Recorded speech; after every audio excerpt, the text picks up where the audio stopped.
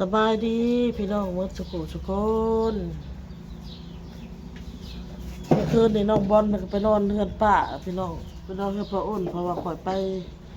ห้องหมอพี่น้องเลยเมื่อยแห้งข่อยมาเมื่อคืนนี่ข่อยโทรหาป้าอ้นนะป้าอ้นบอกว่าข่อยมาเฮือนแล้วจะมานอนเฮือนแต่ว่าเจ้ารับแล้วข่อยมาเมื่อคืนนี่ก็เลยป้าเจ้านอนเฮือนป้าเมื่อคืน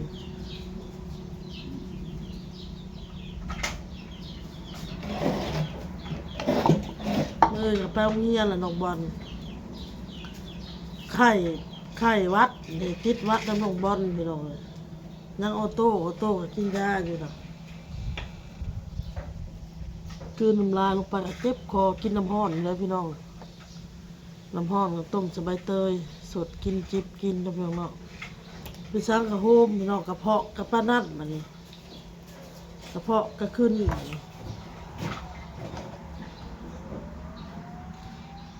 ไปหาหมอกับอยากให้ไปตรวจขึ้นเนาะพี่น้องเนาะเม็ดเลือดขาวขึ้นสูงเพิ่นเบาค่ะวิ่งว่าซักเพิ่นซักยา2 เข็มที่จริงเพิ่นก็อยากให้นอนโรงหมอเราพี่น้องเนาะเราเฮาอุ่นบ่นอนพี่น้องซักยาแล้วก็มาเลยยังบ้านเลยว่าเจ็บซำนะซักแล้วก็มาซักยาบ่เฮ็ดลูกนอนที่เดียวจะนอนอะไรเนี่ยกับในเพิ่นเว้าว่าในร่างกายข่อยมันมีบ่อนอักเสบเพิ่นเว้าหมอเว้าข่อยก็เลยคิดว่าสิกระเพาะนี่แหละเพราะว่าอ้นเจ็บกระเพาะพี่น้องแบบมันเจ็บกระเพาะแล้วกินนั่นกินนี่ลงไปมันก็เจ็บกระเพาะมัน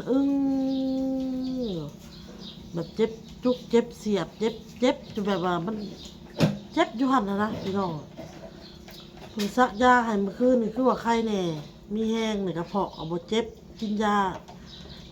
ดีกระเพาะลงนำพี่น้องเลยลายามีแต่ยากับยากินยาลงไปแล้วกินข้าวแล้วก็กินยาอีกนี่เกือบได้นอนโรงหมอเพิ่นอยากให้นอนเลยแต่บ่ได้นอนมื้ออื่นก็สิได้เข้าไปตรวจคืนอีกเพราะว่าเพิ่นก็ถามมาว่าครอบกำหนดเพิ่นไปหาก็ต้องได้ไปหาเพิ่นตามหมอนัดเนาะเพิ่นบอกมื้ออื่นนี่แหละสิได้เข้าไปหาหมอพี่น้องเลยออกไปจนเช้าเจ้าก็ไปโรงเรียนเจ้ามีเซ็งลูกเจ้ามีเซ็งไปโรงเรียนมื้ออื่นนะท่านแม่ยังบ่ทันได้มาจากสวรรค์ก็ยังบ่ทันได้แล้วเจ้าก็ย่างมานี่บอกไปซื้อหมี่มาไว้ตอนแรงซื้อหมี่มาไว้ให้น้องบอลไข่ก็มีหมี่ก็มีต้มกินไข่ก็ทอดกินได้ยินบ่ลูกแต่พอจนเช้ามีการนั่นนะมีการซื้อไว้คนก็ไปยันหมอบอกว่าให้นอนเด้อซั่นน่ะสิให้นอนเบิ่งอาการนอนพังเบิ่งกินยาแล้วก็เสียนั่นมากก็เนาะคนเจ้าไปมากอ่ะ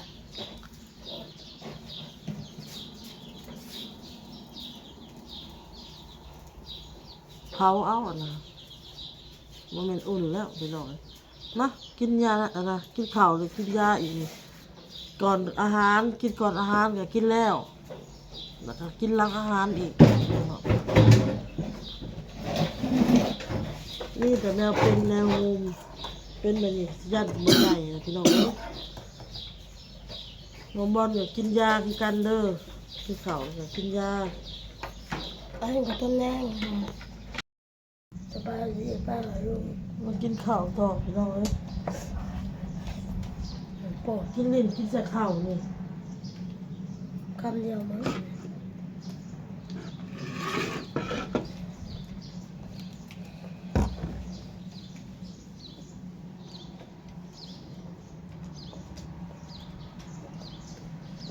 สบายดีแล้ว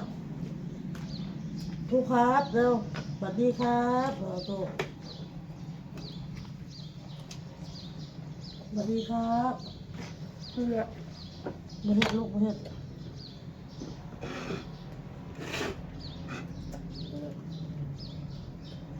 เก้าเก้าเก้าเก้า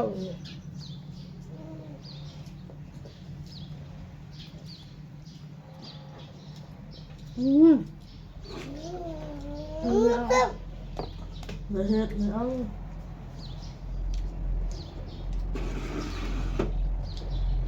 ข้าวเด้อ มันก็ต้อง ใส่ข้าวใส่ข้าว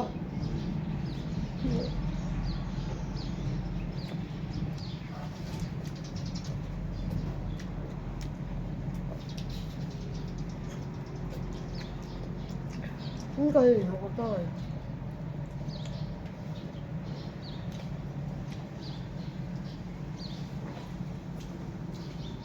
มันก็นี่ก็เข้า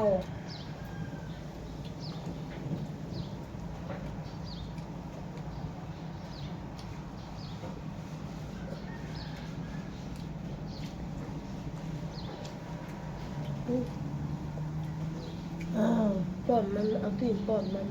ไข่มันจะกินเนาะเนี่ยมันปลามันปล่อยมันกินเอาเลยเอาเลย มันกินคือ กินใส่ข้าวไม่บอกนี่นี่นี่ บอก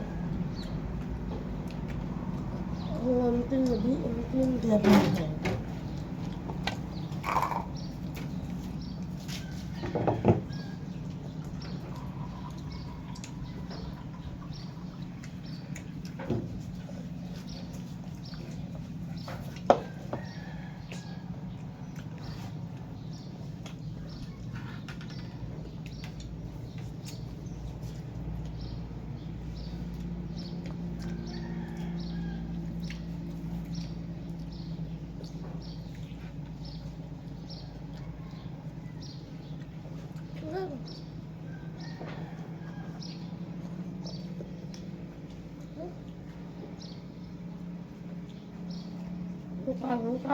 เข้าอืม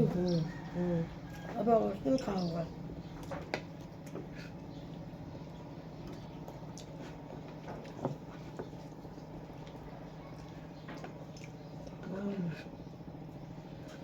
กินข้าวพี่น้องเอ้ยกับไข่ต้มกับปิ้งหมูแหละมาอุ่นกิน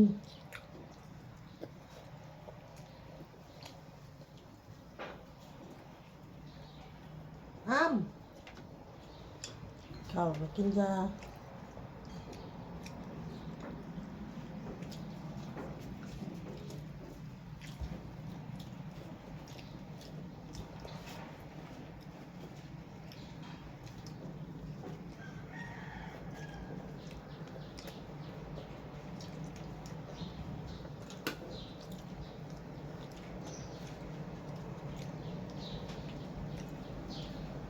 แล้วลุกขึ้นแล้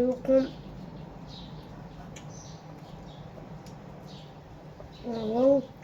หมูมาหมู ไปงั้นไปเขาอีกเขา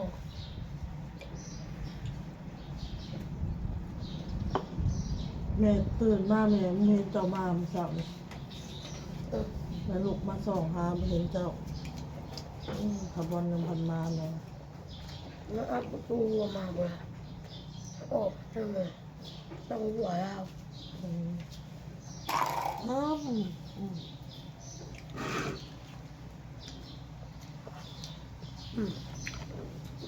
นี่คือนี่ลงมานั่งพี่นั่งไปเลย มันยังเป็นมันยังนกอีก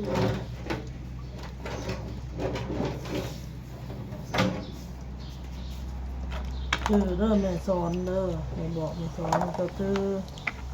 ก็มาพอไปอยู่น้ำมันจะสิหอดข่อยมันบอกแม่สอนจือเอาหูจักเวียดหูจักงานแม่บอกตื่นมาหูจักอาบน้ำอาบน้ำแปรงฟันแม่บอกเหนื่อยนี่เอ้ย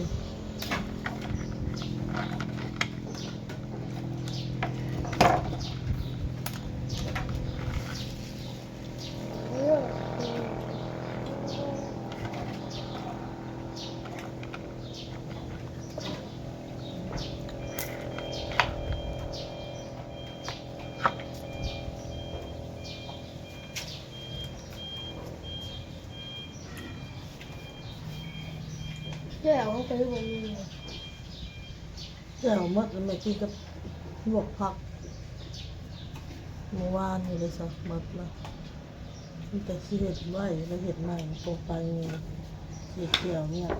ไม่จำเราก็มักจำโนมื่ออื่นเอาลงบอลไปส่งโรงเรียนแล้วครับคณะเลี้ยวกวดสุขภาพตัวเองแล้วล่ะค่ะสิออกมาให้ทันลูกเรื่องโรงเรียนพี่น้องเขาจะนึกว่าหมอคนไทยนอนให้ยังนมบอลย่างมากก็สิโทรหาอ้นเนี่ยอ้นไปหับให้แล้วก็เขาเป็นอยู่น้ำป้าถากน้ำป้าไว้พี่น้องเขาจะให้ขาดโรงเรียนเพราะเรามีเซ็งขาดก็ได้เอาคลิปนี้อ้นก็ลาไปก่อนนะพี่น้องเด้อฮะ ชื่อคลิปมัน22ให้เสร็จ ค่ะลาแล้วพี่น้องพ่อหน้าจ้าสบายดีพี่น้อง